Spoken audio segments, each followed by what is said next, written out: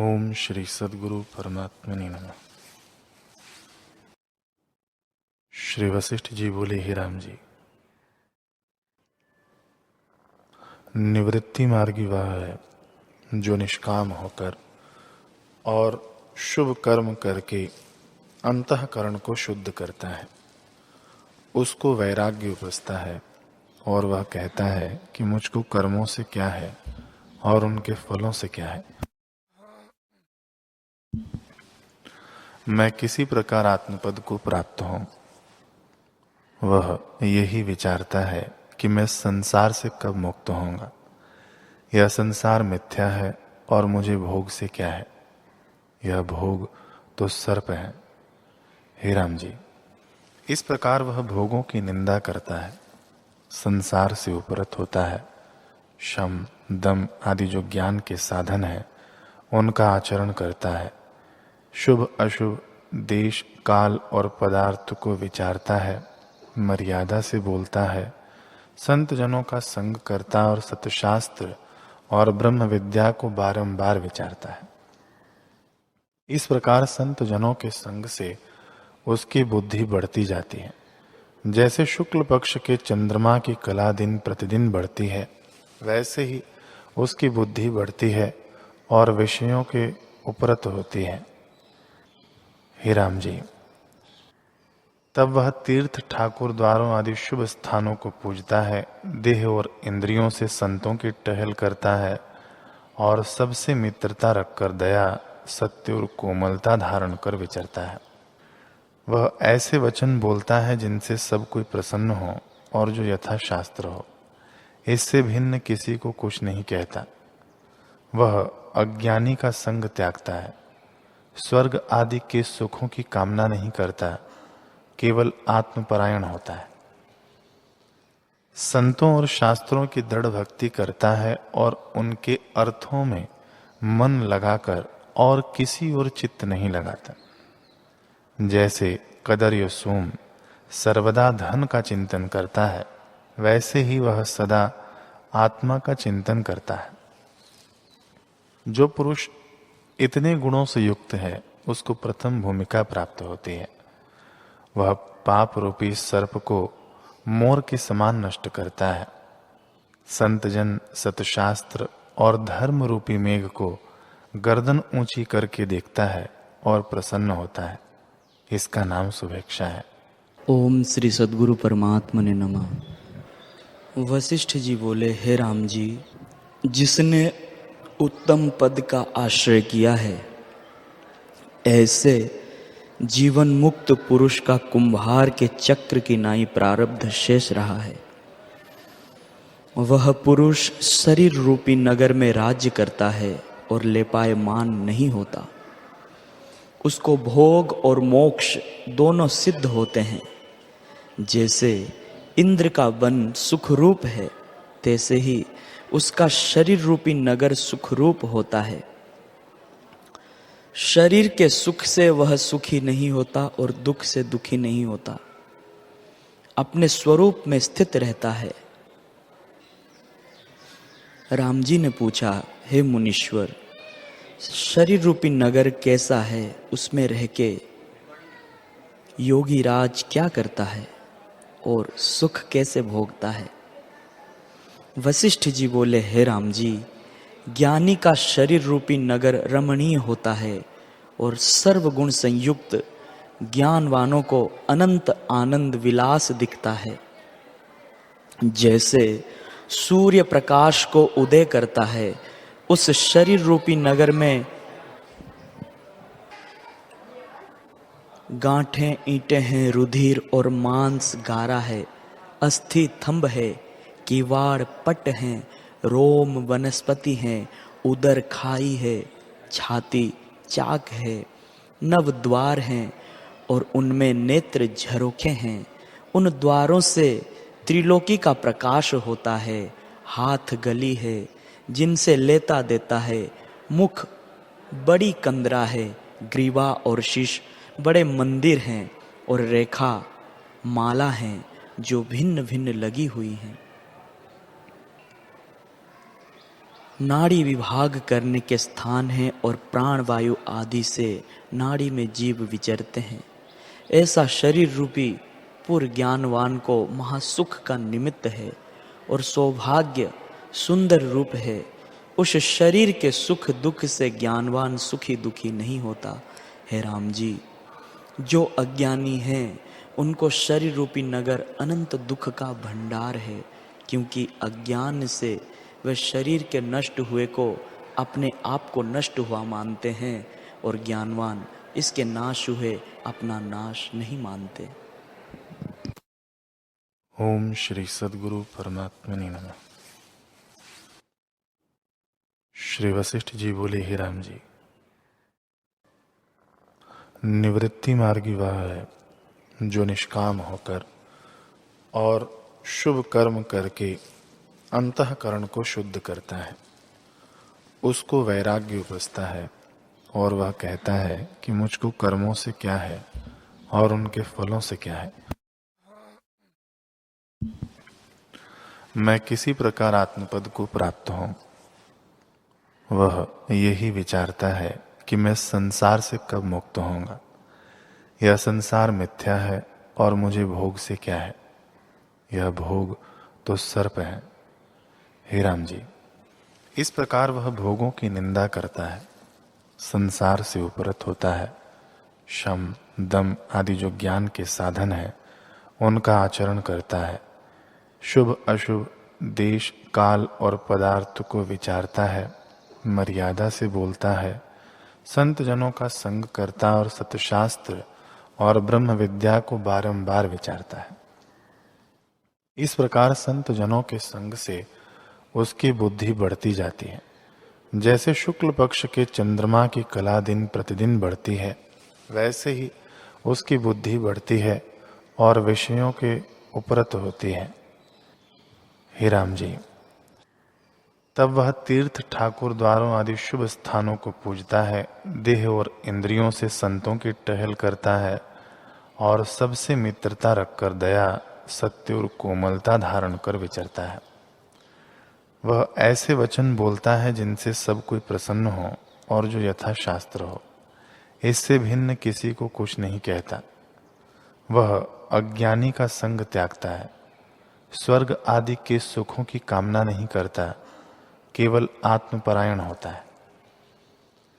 संतों और शास्त्रों की दृढ़ भक्ति करता है और उनके अर्थों में मन लगाकर और किसी और चित्त नहीं लगाता। जैसे कदर्य सोम सर्वदा धन का चिंतन करता है, वैसे ही वह सदा आत्मा का चिंतन करता है। जो पुरुष इतने गुणों से युक्त है, उसको प्रथम भूमिका प्राप्त होती है। वह पाप रूपी सर्प को मोर के समान नष्ट करता है। संतजन सतशास्त्र और धर्म रूपी मेघ को गर्दन ऊंची करके देखता है और प्रसन्न होता है। इसका नाम शुभेच्छा है। हरि ओम।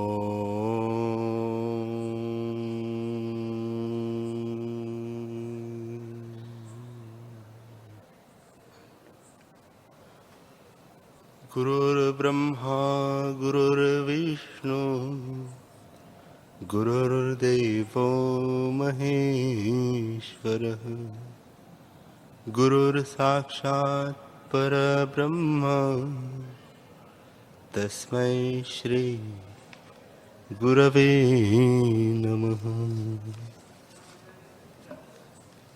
श्री योग वशिष्ठ महारामायण निर्वाण प्रकरण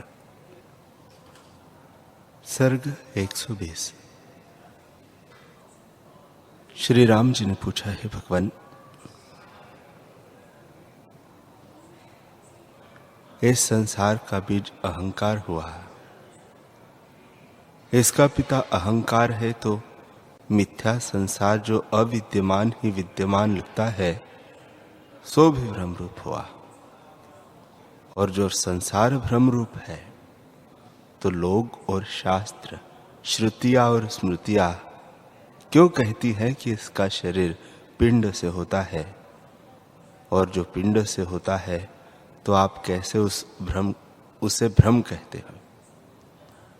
जो भ्रम है तो लोल, शास्त्र, श्रुतियां और स्मृतियां क्यों से पिंड से कहते हैं। इस मेरे संशय को आप निवृत्त कीजिए। श्री वशिष्ठ जी बोले, हे रामचंद्र जी, मेरा कहना सत्य है।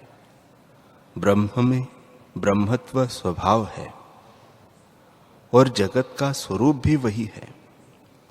हे रामचंद्र जी, आदि जो किंचन हुआ और चित्त शक्ति फुरी, वही ब्रह्मारूप हुआ और उसको पदार्थों का मनोराज्य हुआ। यह आकाश है, यह पवन है, यह कर्तव्य है, यह अकर्तव्य है, यह सत्य है, यह झूठ है इत्यादि मनोराज्य जब तक है तब तक सब मर्यादा ऐसी है।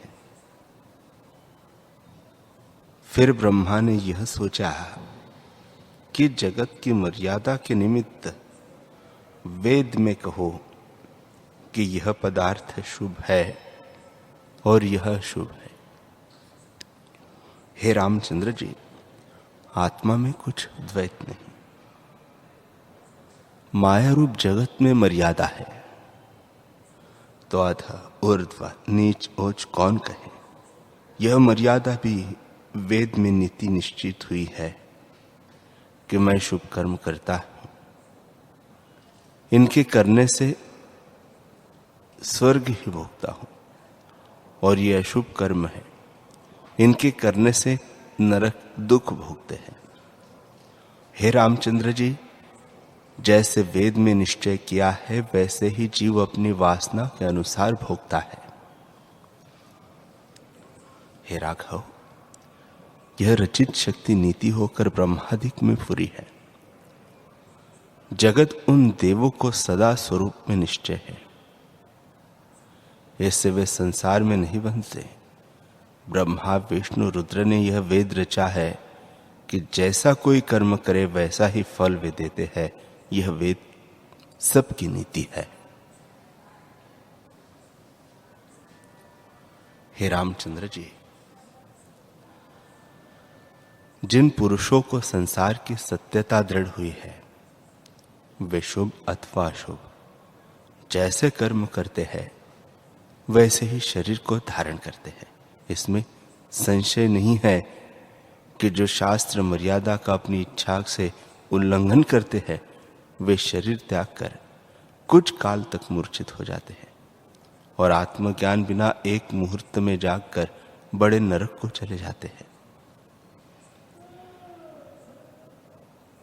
जिनको शून्य भावना हुई है कि आगे नरक स्वर्ग कोई नहीं, और जो लोक परलोक के भय को त्याग कर शास्त्र बाह्य आचरण करते हैं वे मरकर पत्थर, वृक्ष आदि की जड़ योनि पाते हैं।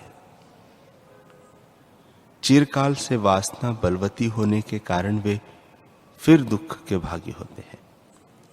और जिनको आत्म भावना हुई है और संसार की भावना निवृत्त हुई है वे शास्त्र विहित करे अथवा शास्त्र विरुद्ध करे, उनको कोई बंधन नहीं होता।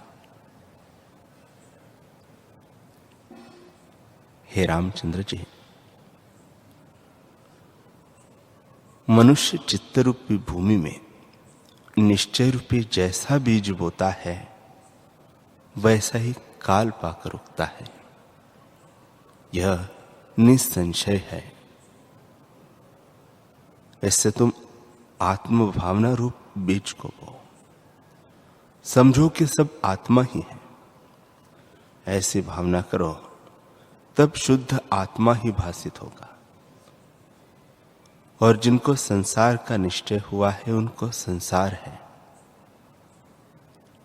हे रामचंद्र जी, जो पुरुष धर्मात्मा है उनको उसी वासना के अनुसार भासित होता है। धर्मात्मा भी दो प्रकार के हैं, एक सकाम और दूसरे निष्काम। जो धर्म करते हैं और पाप रूपी कामना सहित है वे स्वर्ग भोग भोग कर फिर गिरते हैं। और जो निष्काम ईश्वर अर्पण कर्म करते हैं उनका अंतःकरण शुद्ध होकर उन्हें ज्ञान की प्राप्ति होती है। यह भी संसार में मर्यादा है कि जैसा किसी को निश्चय होता है वैसा ही वह संसार को देखता है। पिंड से शरीर होता है क्योंकि यह भी आदि नीति में निश्चय हुआ है। जैसे आदि नीति है और जो अग्नि है सो अग्नि ही है, जो पवन है सो पवन ही है। इसी प्रकार कल्प पर्यंत जैसे मनुराज्य हुआ है वैसे ही स्थित है। जैसे जल नीचे ही को जाता है, ऊपर नहीं जाता, वैसे ही जो आदि में निश्चय हुआ है वही कल्प भर रहता है। हे रामचंद्र जी, जगत व्यवहार में तो ऐसे है और परमार्थ से दूसरा कुछ हुआ नहीं। इस जीव ने आकाश में मिथ्या देह रची है। परमार्थ दृष्टि से केवल निराकार अद्वैत आत्मा है। शरीर इसके साथ नहीं है, इससे जगत कैसे हो?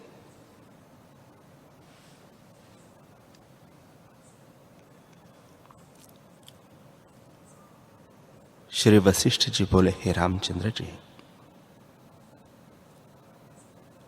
अपने प्रश्न पर बृहस्पति और राजा बलि का इतिहास सुनो। जब 6 कल्प व्यतीत हुए तो दूसरे परार्ध में राजा बलि हुआ। वह महापराक्रमी था। उस राजा बलि ने संपूर्ण दैत्यों और राक्षसों को जीतकर अपने वश में किया और उन पर अपनी आज्ञा चलाई। इंद्र को भी जीतकर अपने वश में किया और उसका संपूर्ण ऐश्वर्य ले लिया। देवताओं और किन्नरों पर उसकी आज्ञा चली और भूलोक भी उसने ले लिया। जब सब ले चुका तब उसने धर्म आचरण को ग्रहण किया। एक समय सब सभा जुड़ी थी, उसमें यह चर्चा चली कि जन्म कैसे होता है और मरण कैसे होता है। तब राजा बलि ने देवगुरु बृहस्पति से प्रश्न किया कि हे ब्राह्मण, यह पुरुष जब मृतक होता है तब शरीर तो भस्म हो जाता है, फिर कर्मों के फल यह कैसे भोगता है और शरीर बिना कैसे आता जाता है, सो आप कहिए। बृहस्पति बोले, हे राजन, जीव के देह नहीं है। जैसे मरुस्थल में जल भासित होता है पर वास्तव में नहीं होता, वैसे जीव के साथ शरीर भासित होता है पर है नहीं।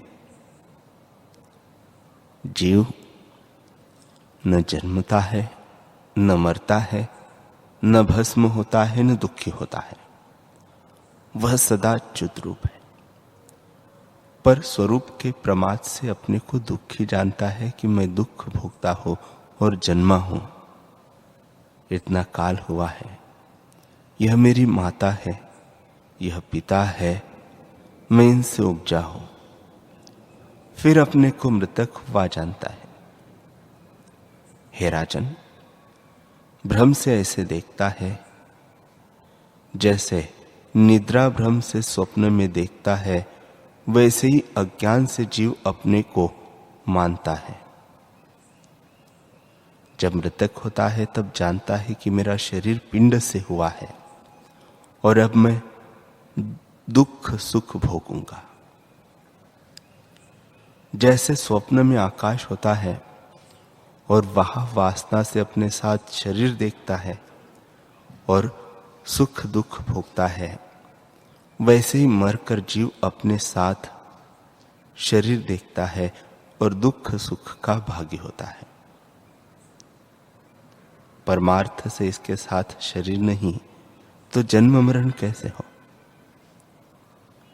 स्वरूप के प्रमाद करके देहधारी की तरह स्थित हुआ है और उस देह से मिलकर जैसी जैसी भावना करता है वैसा ही फल भोगता है और वासना के अनुसार जैसी भावना होती है वैसे ही आगे शरीर देखता है और पंचभौतिक शरीर को देखता है। इस प्रकार भ्रमता है और अपने को जन्मता मरता देखता है।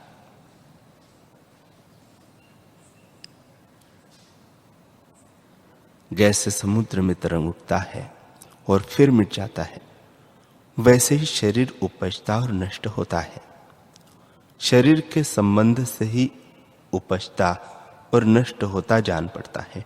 यह आश्चर्य है कि आत्मा ज्यों का त्यों स्वाभाविक स्थित है, उसमें वासना के अनुसार विश्व देखता है। हे राजन, विश्व इसके हृदय में स्थित है और यह भावना के अनुसार आगे देखता है। इस जीव में विश्व है पर विश्व में जीव नहीं। जैसे तिल में तेल है पर तेल में तिल नहीं, सुवर्ण में भूषण कल्पित है, भूषण में सुवर्ण कल्पित नहीं, वैसे विश्व सत भी नहीं और असत भी नहीं। सत इस कारण नहीं कि चल रूप है, स्थिर नहीं, और असत इस कारण नहीं कि विद्यमान लगता है। इससे इसकी भावना तुम त्यागो। यह दृश्य मिथ्या है, इसका अनुभव मिथ्या है और इसको जानने वाला अहंकारी जीव भी मिथ्या है। जैसे मरुस्थल में जल मिथ्या है, वैसे ही आत्मा में अहंकार और जीव भी मिथ्या है। हे राजन, जब तक शास्त्र के अर्थों में चपलता है और वह स्थिति से रहित है, तब तक संसार की निवृत्ति नहीं होती। जब दृश्य के फुरने से अहंकार से यह जड़ सा हो जाए, तब इसको आत्मपद की प्राप्ति हो। जब तक यह जीव दृश्य की ओर फुरता है और चेतन सावधान है, तब तक यह संसार में भ्रमता है। हे राजन, आत्मा न कहीं जाता है न आता है, न जन्मता है न मरता है। जब चैत्य और चित्त का संबंध मिट जाए, तब यह आनंद रूप ही है। चैत्य दृश्य को कहते हैं और चित्त अहंकार संवित का नाम है। जब दोनों का संबंध आपस में मिट जाएगा, तब शेष आत्मा ही रहेगा। वह ब्रह्म आत्मा और शिव पद है, जिसमें वाणी की गति नहीं है। यह अनुभव निर्वाच्य पद है, इसी में स्थित हो। हे राघव, जिस युक्ति से इसकी इच्छा अनिच्छा निवृत्त हो, वही युक्ति श्रेष्ठ है। जब तक यह स्फुरण होता है कि यह भाव है, यह अभाव है, तब तो इसको जीव कहते हैं। और जब भाव अभाव का स्फुरण मिट जाता है, तब जीव संज्ञा भी जाती रहती है और वह शिव पद आत्मा को प्राप्त होता है, जहां वाणी की गति नहीं।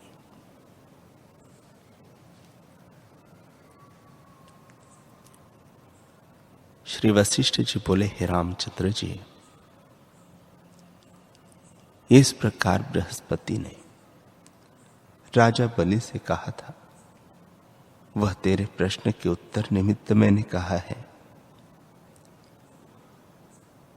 जब तक हृदय में संसार की सत्यता है, तब तक जैसे कर्म करेगा वैसे ही शरीर धरेगा। हे रामचंद्र जी, जिस वस्तु को चित्त देखता है उसकी ओर अवश्य जाता है।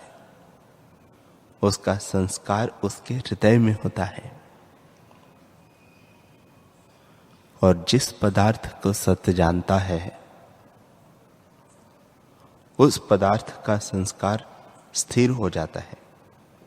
जैसे मोर के अंडे में शक्ति होती है और जब समय आता है तब नाना प्रकार के रंग उसमें प्रकट होते हैं, वैसे ही चित्त का संस्कार भी समय पाकर जगता है। हे रामचंद्र जी, चित्त अज्ञान से उपजता है।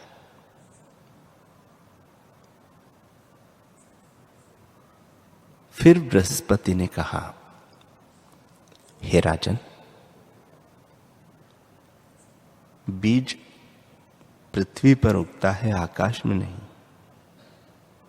जैसा बीज पृथ्वी में बोया जाता है वैसा ही फल होता है।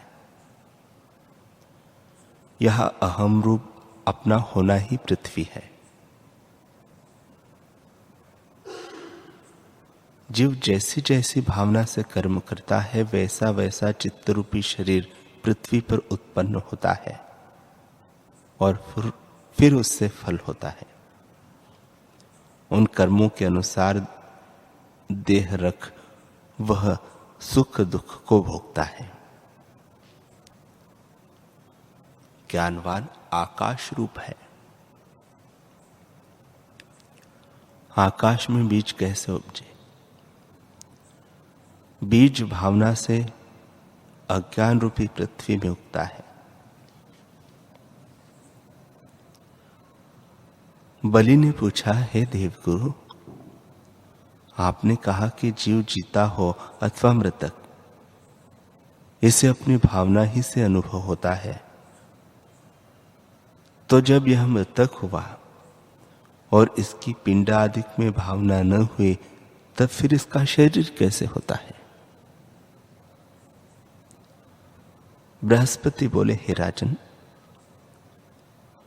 पिंडदान आदि क्रिया न हो पर उसके हृदय में भावना हो और उसी समय किसी ने पिंडदान किया,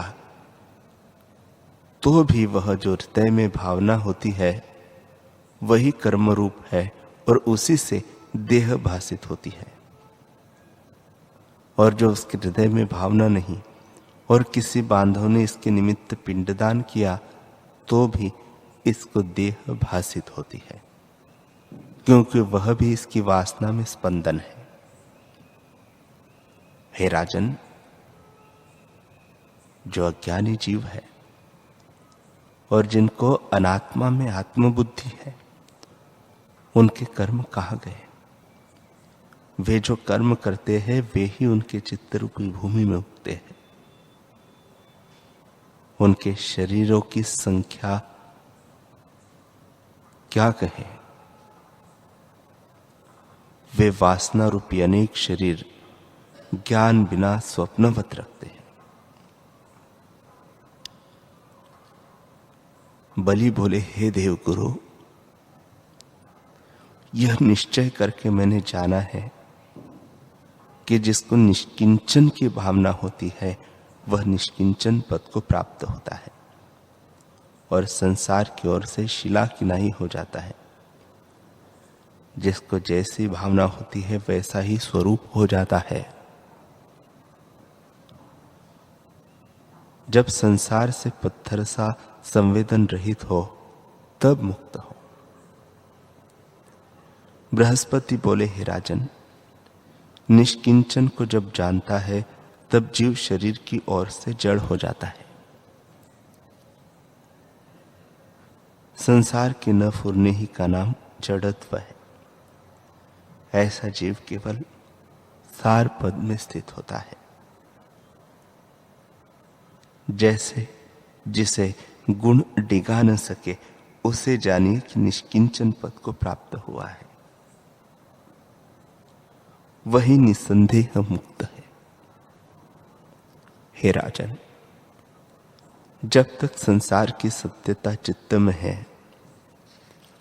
तब तक वासना है, और जब तक वासना है तब तक संसार है। संसार के अभाव बिना शांति नहीं होती। स्वरूप के प्रमाद से चित्त हुआ है और चित्त से वासना हुई है और वासना से संसार हुआ है। ऐसे वासना का त्याग करो। जब कोई वासना न उठे तब निष्किंचन भाव हो और शांति मिले। हे राजन, जिस युक्ति और क्रम से यह निष्किंचन रूप हो वही करना चाहिए।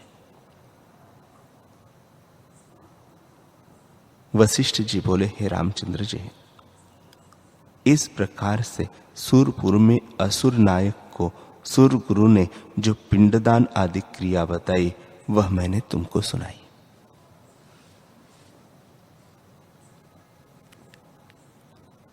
श्री वशिष्ठ जी बोले, हे राघव,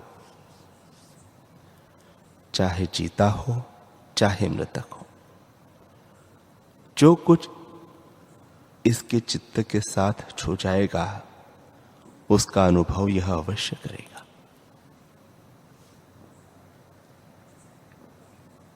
जैसे मोर के अंडे में रस होता है तो वह समय पाकर विस्तार पाता है,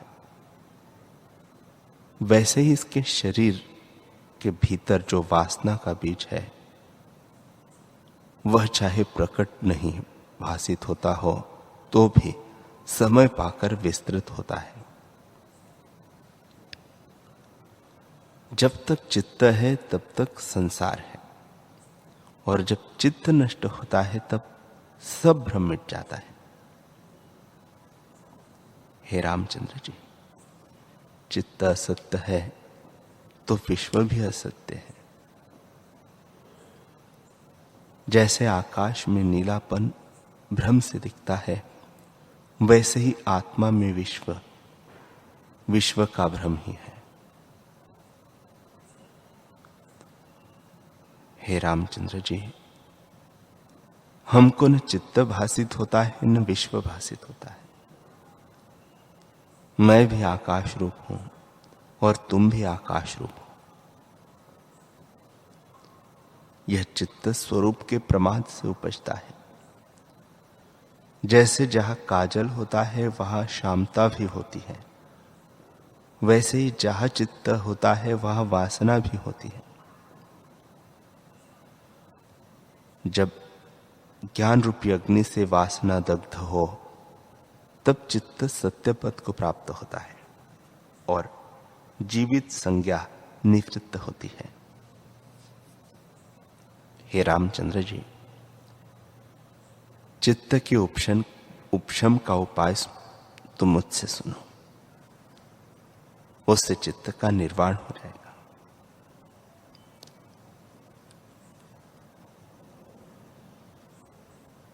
ज्ञान की जो 7 भूमिकाएं हैं उनसे चित्त नष्ट हो जाएगा।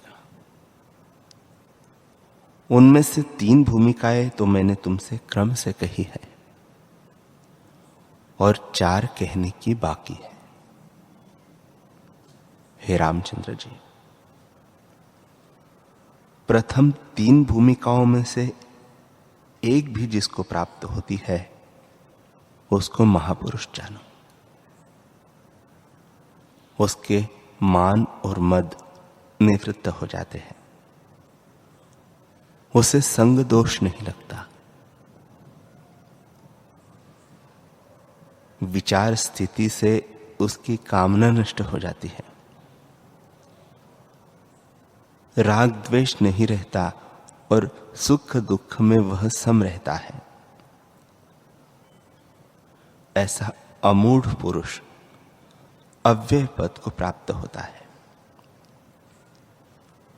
तीसरी भूमिका में इतने गुण प्राप्त होते हैं और चित्त नष्ट हो जाता है। तब संसार नहीं देख पड़ता। जैसे दीपक लेकर देखिए तो अंधकार नहीं मिटता। हे रामचंद्र जी, जब तृतीय भूमिका पूर्ण दृढ़ होकर दृढ़ अभ्यास से चौथी भूमिका उदय होती है तब अज्ञान नष्ट हो जाता है और चित्त में सम्यक ज्ञान उदय होता है। तब वह पूर्णमासिका के चंद्रमा की तरह शोभा पाता है। उस योगी का चित्त आदि अंत से रहित निर्विभाग चैतन्य तत्व में स्थित होता है और वह सबको सम देखता है। जिस योगी को चतुर्थ भूमिका प्राप्त होती है उसके नाना प्रकार के भेदभाव निवृत्त हो जाते हैं और अभेद सर्व आत्म भाव उदय होता है।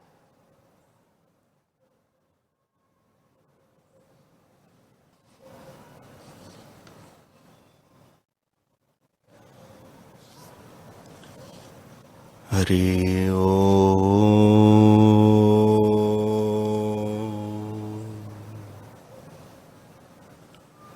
हरि ओम।